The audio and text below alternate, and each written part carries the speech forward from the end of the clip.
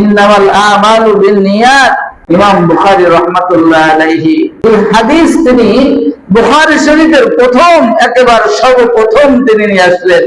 এই হাদিসের সার মর্ম হচ্ছে, এই হাদিসের মধ্যে একজন সাহাবী সেও হিজরত করলেন, হিজরত করে মক্কা থেকে কোথায় গেলেন?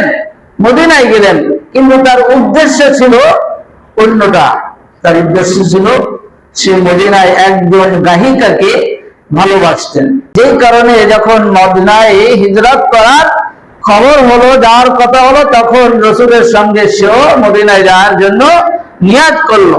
তখন এক সাহাবী বলতেছে, ইয়া রাসূলুল্লাহ, আপনার অমুক সাহাবী তো মদিনায় আল্লাহকে সন্তুষ্ট করার জন্য যাচ্ছে না, সে তো যাচ্ছে ওই গায়িকাকে ভালোবাসে, তার প্রেমে, তার মহাব্বতে সে মদিনায় যাচ্ছে।